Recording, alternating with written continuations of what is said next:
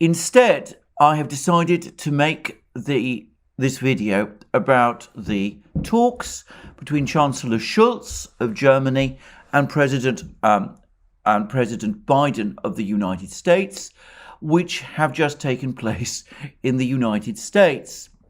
I do so not because I think that the talks between Scholz and Biden are more important than those between Macron and Putin.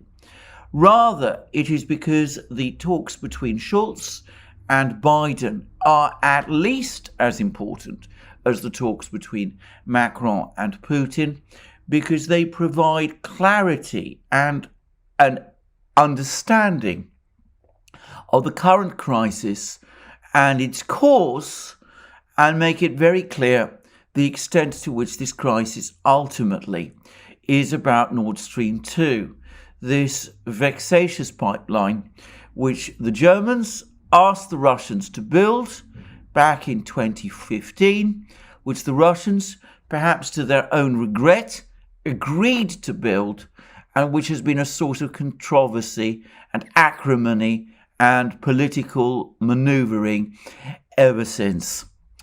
Anyway, let me proceed with a discussion of what actually happened between Scholz and Biden, and specifically what took place at the press conference in the White House that followed from their talks, which must be one of the most remarkable press conferences that the White House has ever hosted. Now, I'm not going to go through all of the comments that were made over the course of this press conference. Clearly, there was a discussion between Scholz and Biden, which preceded it. It doesn't appear to have gone much beyond generalities.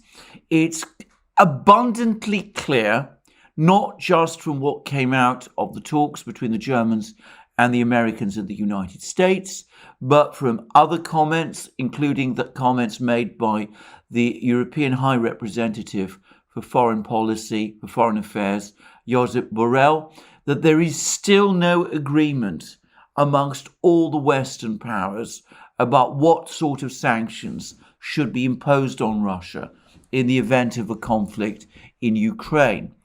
But regardless, the most important event that took place was the press conference, because, as I said, it provided clarity about the position.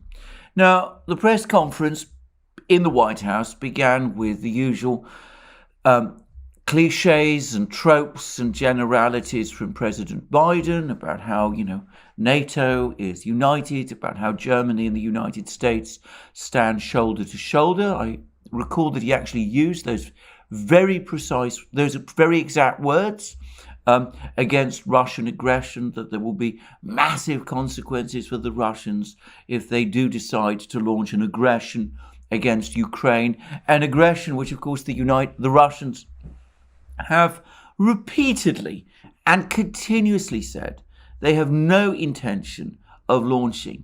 Anyway, we got all of that from the President of the United States, from President Biden. And we got the usual cliches also from Chancellor Scholz. He went along with much of what President Biden had to say, though he did make it clear also that, as well as this desire for some kind of confrontation, the sanctions with Russia in the event of an invasion of Ukraine, the priority at the moment is to keep negotiations going and to try to make it clear that, yes, the Russians will pay a high price if they attack eastern Ukraine, if they attack Ukraine, but that it is the negotiations that are the primary focus that the Germans have at the moment. And Scholz made that fairly clear in his introductory remarks. And, for example, he said, we need to discuss security in Europe. There is also progress, as tiresome as it may be, and we have not yet reached any very substantial conclusions. Yes, but it is good to see that this format plays a role now. So, negotiations about security in Europe, not something the United States is terribly keen on. But then, of course, he also said things about the Minsk agreement and the negotiations there. The same is true for the talks between Ukraine, Russia, France and Germany, the Normandy format. We have this format, but we haven't been able to really use it in a productive way over the last few years. So now we have come back to that format. We're having tough discussions in that format, and that shows that there are ways that will lead us out of this difficult situation. Note, will lead us out of this difficult situation. He appears to believe that some kind of diplomatic result of the conflict in Ukraine could or perhaps will be achieved eventually. And then he explains that all the steps that have been taken, we're talking about sanctions, it's part of a dual-track approach of clear announcements with regard to sanctions that will be taken if there is a military aggression, and at the same time keeping all dialogue formats open. I think this is the most promising strategy one can have. And Scholz is perhaps giving more emphasis to the diplomatic track than the Americans were over the course of this discussion. And there was a great deal about that from Scholz. But then the interesting points began to surface, and they began to surface immediately on the question of Nord Stream 2. And it all becomes, at this point, extremely interesting and increasingly fraught. And we see the United States coming along, and there's a question addressed to both leaders from somebody in the press corps, and it receives: did you receive assurances from Chancellor Scholz today that Germany, this is addressed to President Biden, will in fact pull the plug on this project, Nord Stream 2, if Russia invades Ukraine? And I wanted to ask you about this Nord Stream 2 project that you've long opposed. You didn't mention it just now by name, nor did Chancellor Scholz. This is the question. And then we have President Biden's answer. The first question first: if Russia invades, that means tanks or troops crossing the border of Ukraine again, there will be no longer a Nord Stream 2. We will bring it to an end. That's Biden. And then Scholz is asked to respond. And Scholz responds to this question: will they pull the plug? Will Germany agree to pull the plug on Nord Stream 2? And Scholz replies: thank you very much for your question. I want to be absolutely clear. When somebody says that, by the way, in a press conference, it means that they have no intention of being clear, and that's exactly what we're now going to get. We have intensively prepared everything to be ready with the necessary sanctions if there is a military aggression against Ukraine.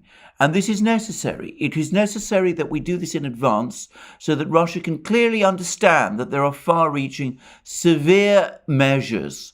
It is part of this process that we do not spell out everything in public, because Russia could understand that there might be even more to come.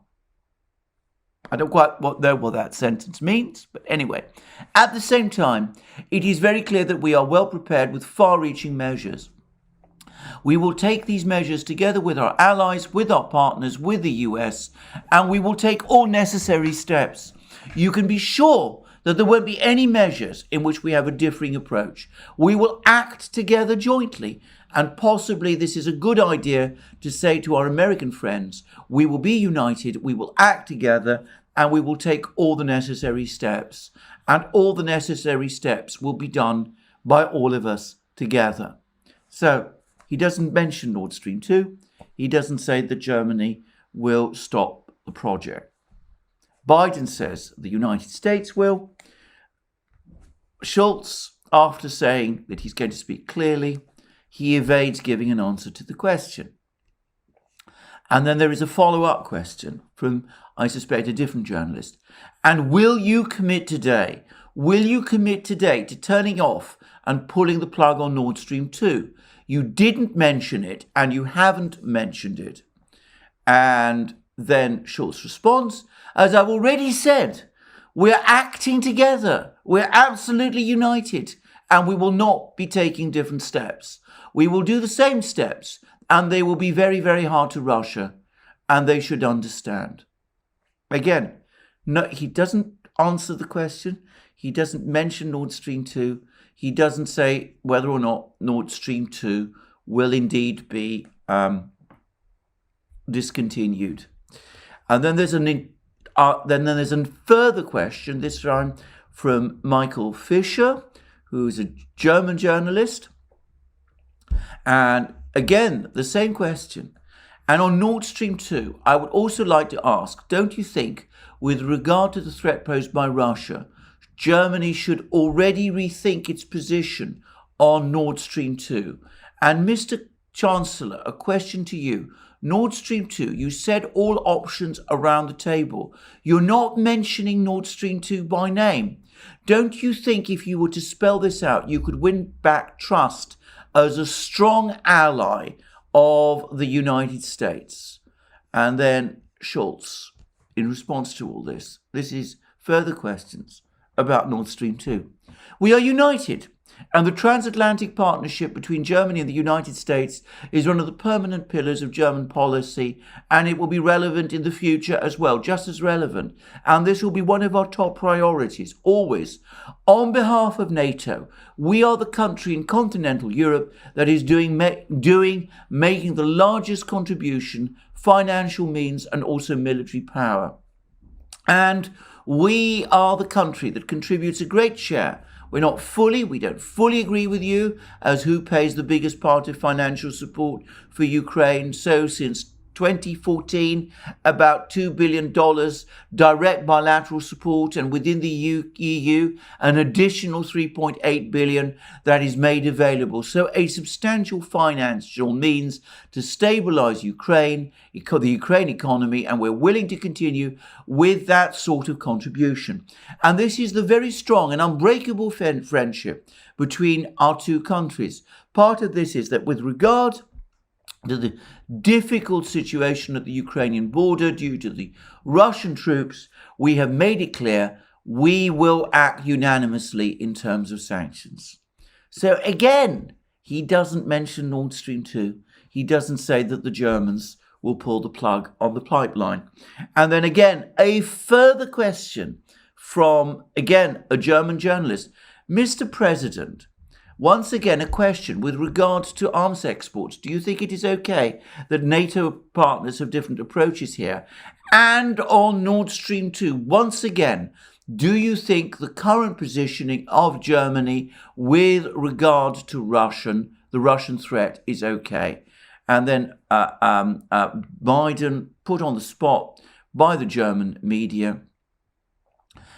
He says, look, there's no doubt in America's mind that Germany is an incredibly reliable ally and one of the leading physical powers in NATO, number one. Number two, the notion that Nord Stream T, as he actually said, Nord Stream 2 would go forward with an invasion by the Russians, it's just not going to happen.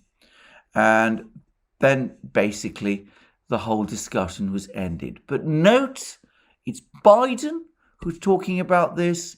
Scholz is refusing to even mention Nord Stream 2 by name, and he's making no commitment that Nord Stream 2 will be discontinued if sanctions have to be imposed on Russia. Now, just in case you think that this is only Scholz, who has some kind of personal commitment to Nord Stream 2, the fascinating thing is that exactly the same thing was happening simultaneously in Kiev. The German Foreign Minister Annalena Baerbock has been in Kiev. And again, apparently, she was pressed by the Ukrainians to confirm that the Germans would block Nord Stream 2 if there was a Russian invasion of Ukraine.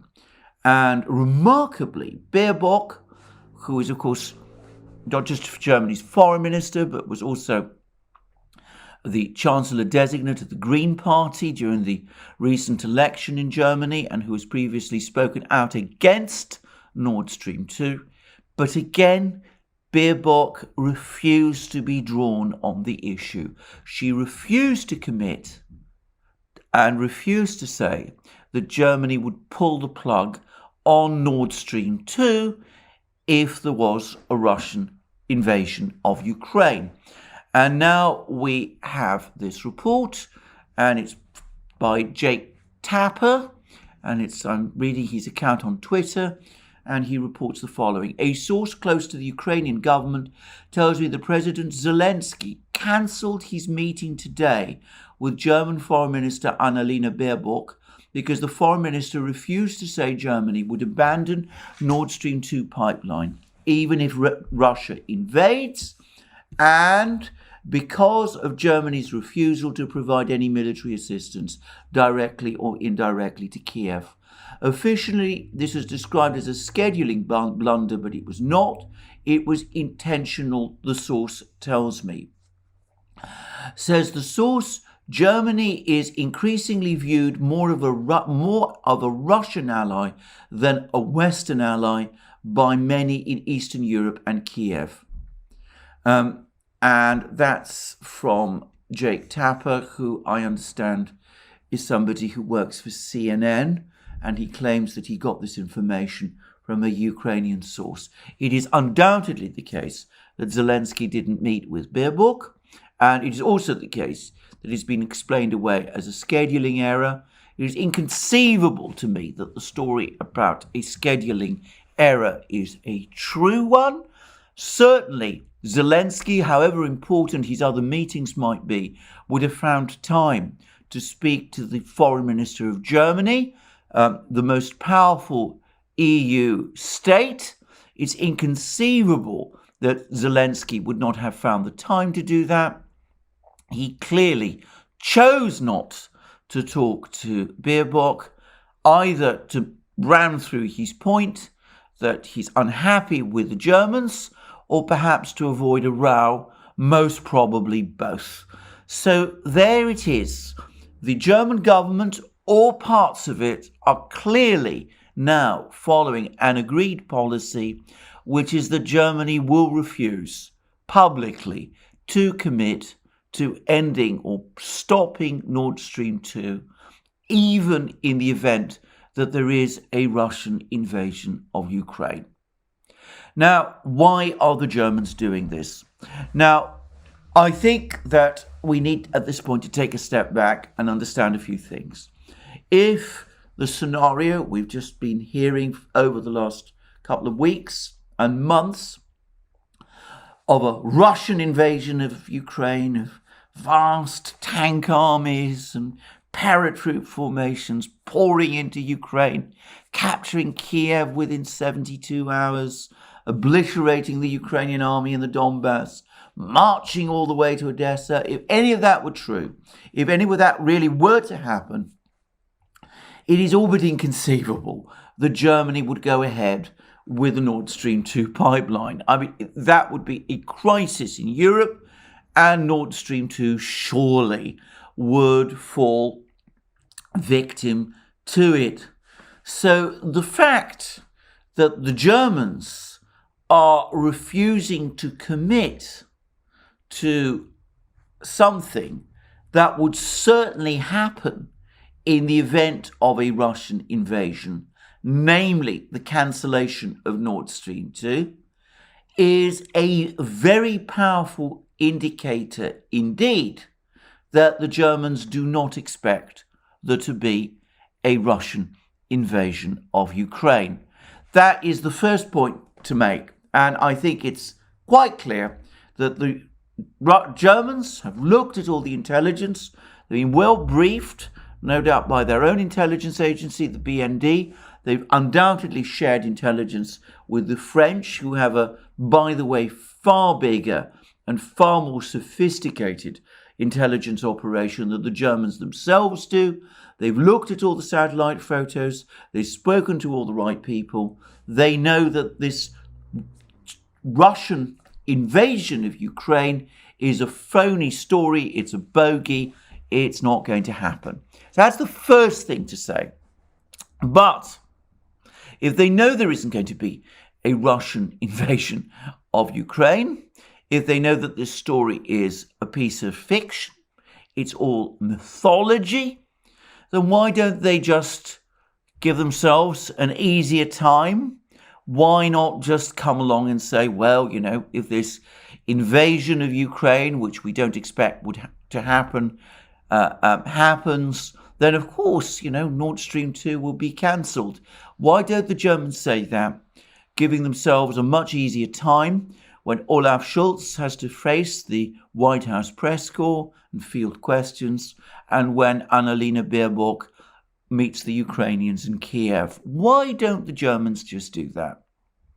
Well, there is an overwhelmingly simple explanation for this, and I believe that it goes directly to the heart of this entire crisis. The Germans will not say publicly that Nord Stream 2 will be cancelled if there is a Russian invasion of Ukraine, because they know that if they said that, something would happen in Ukraine which would open the way for people to claim that a Russian invasion of Ukraine was underway, and then demand that the Germans follow up on their public promise to cancel Nord Stream 2 because of this alleged invasion happening. In other words, the Germans are not going to give a hostage to fortune. They're not going to say something in public which might actually trigger a war. And that tells us that the Germans don't believe that the Russians are planning or intending any sort of war in eastern Ukraine, but that they are seriously worried that the Ukrainians might start something in order to get Nord Stream 2 blocked, and that the Americans might be quietly supporting the Ukrainians in order to do it. The calculation being Ukraine stages some sort of provocation in the Donbass, perhaps launches an attack on the Donbass after this provocation, which is blamed on the Russians. The Russians, as they've repeatedly said, take countermeasures. This is then whipped up into a story of some kind of invasion being underway. And at that point, the Americans, the Ukrainians, the British, the Poles, the Baltic states, and the Dutch and everybody else bundle in and say to the Germans, look, this invasion is now happening, this Russian invasion is now happening. Now is your time to follow through on your public promise and to cancel Nord Stream 2. The Germans do not want to be put in that position. It shows that they consider the Ukrainians dangerous and unreliable, and it also shows that they don't trust the current administration. They believe that the current administration also wants to see the end of Nord Stream 2, and that if the kind of scenario I've outlined were to take place, the administration would be far from unhappy and would support Ukrainian demands and Baltic and Polish and British demands to see Nord Stream 2 cancelled. So the Germans don't want to be put in that position. And that is why the Germans are refusing to make a public commitment to cancel Nord Stream 2 in the event of a Russian invasion. They don't believe the Russians are planning such an invasion, and they don't want to be trapped by making that kind of commitment into a scenario where they're forced to follow through on that commitment as a result of some sort of provocation staged by the Ukrainians, conceivably with the support and help of others. So that tells us a great deal about this whole situation, and it opens up many interesting thoughts about why we are in this crisis at all. And I'm going to suggest that, in fact, Nord Stream 2 is the actual underlying cause. It's the underlying issue.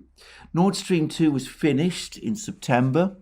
There is a long process now of certification for this pipeline before it can start supplying gas to Germany. Germany clearly wants Nord Stream 2 to start operation. It clearly doesn't believe all these stories about liquefied natural gas from Qatar, the United States, and all that. It is perfectly well aware that even if this gas were supplied, it would come at an extremely high price. So it does want to see Nord Stream 2 completed. And I would add that certain comments that the German regulator has made have all but said, or so it seems to me, that now that the German subsidiary company has been set up, and as soon as the transfer of undertaking procedures are completed, then the certification of the pipeline will become a formality. Might take a few weeks and months to sort out, but at that point it would become certain. So that leaves only a relatively short time window, up to about late June, early August, perhaps September, to try to stop this pipeline starting operation. And the United States doesn't want to impose sanctions on Germany, its key European ally. If it did that, the entire fiction of NATO unity would disintegrate, and there might be a strong reaction against that in Germany. So we've had this story, this massive story about the Russian invasion being talked up in order to try to embarrass the Germans into making a commitment to cancel Nord Stream 2, a commitment which the Germans nonetheless are resisting. And that's why we are in this complex situation. Now, of course, saying all of this doesn't mean that Nord Stream 2 will now be completed. First of all, it's highly possible, indeed very likely, that some kind of provocation in Eastern Ukraine will indeed happen, that there will be some kind of conflict there. And of course, at that point, there will be massive pressure on the Germans anyway to get them to cancel Nord Stream 2. Now, I have to say that the Ukrainians at the moment seem none too keen on that idea, all the more so since the Germans are refusing to say that they would cancel Nord Stream 2 in that event. So it's perhaps unsurprising that people like Zelensky and some of his security officials are pushing back and saying, well, why should we put ourselves in enormous danger and provoke a war in eastern Ukraine in order to stop Nord Stream 2 if there is no guarantee that it would stop Nord Stream 2, because the Germans are refusing to say that it would in fact stop Nord Stream 2. So there is that problem with the Ukrainians, but of course it doesn't mean that that's not what might happen.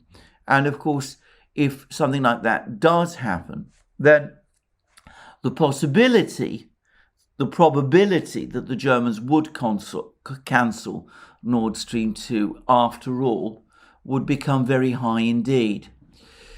Also, it must be said that if that doesn't work, then of course the option for the US to impose sanctions on Nord Stream 2 to prevent the pipeline working, well, that becomes much more real. The Trump administration came very close to doing that. Senator Ted Cruz has been talking about doing it, and he actually proposed a bill to do it. The United States up to now has not wanted to do it, partly because, as I said before, it doesn't want to destroy this myth of NATO unity, of Germany and the United States standing shoulder to shoulder.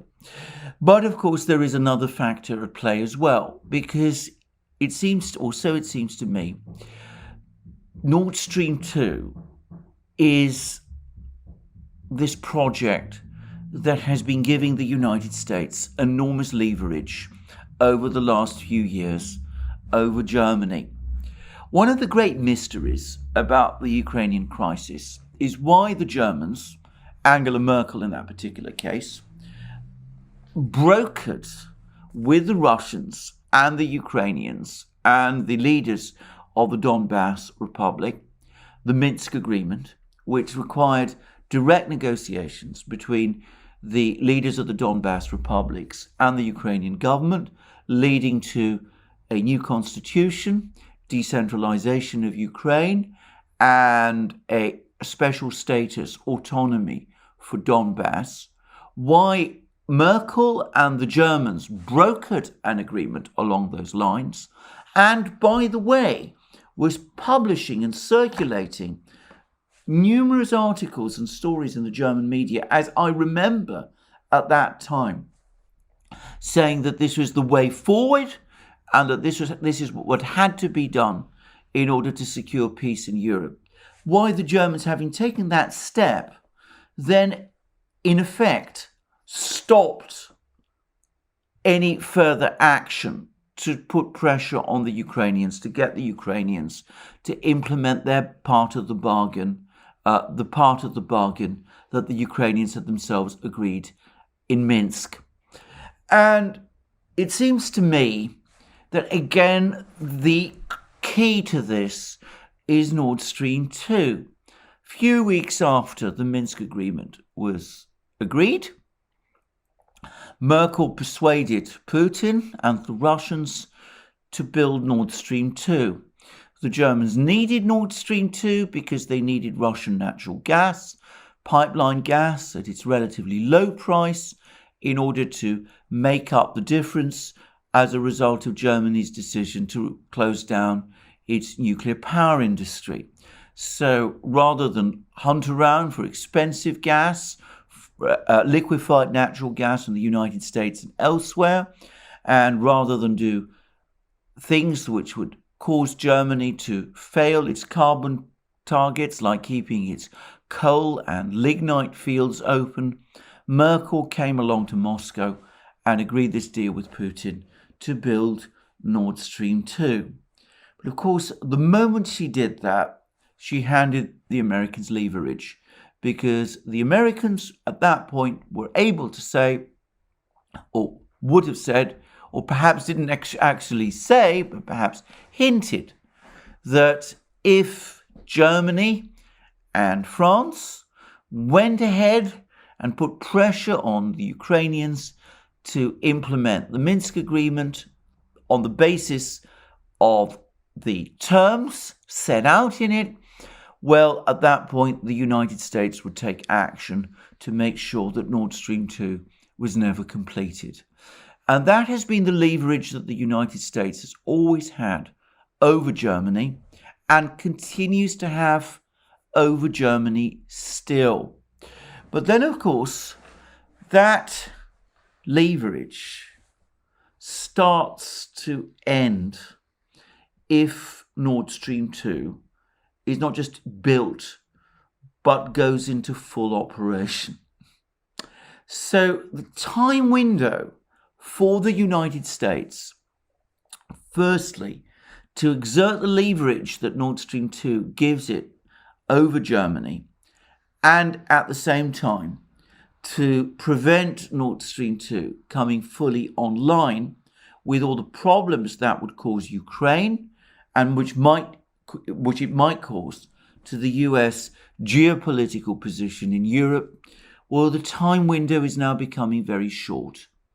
Late June, perhaps later in the summer, August or September, it's the time window is closing. And that again explains this enormous pressure on Germany and this enormous scare about a war between Ukraine and Russia, which of course Russia is not threatening. Or so it seems to me. Except, of course, that it's not working out. The Ukrainians, as I've said already, are not keen to stage any kind of provocation in the Donbass. They don't want Nord Stream 2, of course not, but they don't want to be destroyed and defeated either. They know very well, perhaps much better than their admirers in the West do, that Ukraine has absolutely no chance of success in a battle against the Russian army, so they see no logic at all in provoking it. And the Germans and the French, well, they're pushing back. They're refusing, as I said, to commit to cancel Nord Stream 2. The Germans are refusing to commit to cancel Nord Stream 2, as the Americans want them to do. And Macron in Moscow, and I will discuss this in my next video, is now making it fairly clear that he thinks that the Russian demand for legally binding security guarantees is reasonable and historically just and well-founded. He had some very interesting things to say about this. And it's also clear that he now is moving towards getting the Minsk agreement unplugged and perhaps implemented.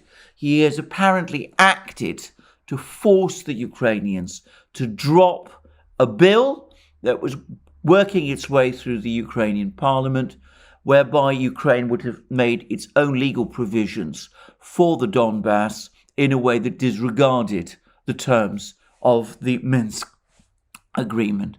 So the Germans and the Ukrainians are not playing, the French and the Germans are not playing either, and nor, of course, are the Russians. The Russians, who are undoubtedly well informed about all of this and have understood it extremely well. Well, first of all, they're going around telling everybody, well, we have no intention of attacking Ukraine. This entire story is a complete fiction. We're not interested in attacking Ukraine. All we want from Ukraine is to see the Minsk agreement implemented and implemented in full.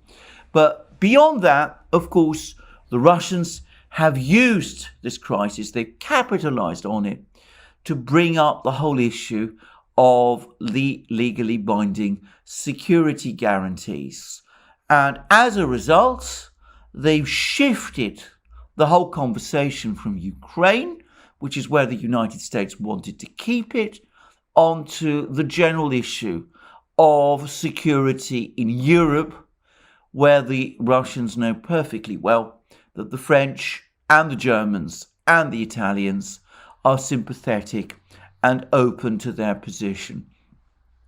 The Americans, for their part, don't want to go down the line of discussing this issue of security in Europe, but knowing perfectly well that their allies are unhappy, they've been forced into a position of negotiations which presumably they wouldn't have wanted initially to undertake at all. So this strategy of using this crisis, this scare of a war between Russia and Ukraine, so far is not working. On the contrary, it is backfiring. It's making the Germans take public positions which are not helpful to the Americans. It's provoking the French to initiate their own negotiations with the Russians, with German backing, which the Americans aren't keen on, and it's exposed a major point of difference between Ukraine and the United States, with the furious row between Biden and Zelensky that I talked about in an earlier video. So it's not a policy, it's not an approach that so far has worked or which is working, but neither is it yet an approach, a policy that has yet fully failed. Whether it fails or not will depend on two things. Firstly, the ability of the Germans to hold the line on Nord Stream 2, to continue along the policy that they have so far embarked on, which is to refuse to discuss this issue publicly, to refuse to commit to cancelling Nord Stream 2 in the event of a Russian invasion of Ukraine.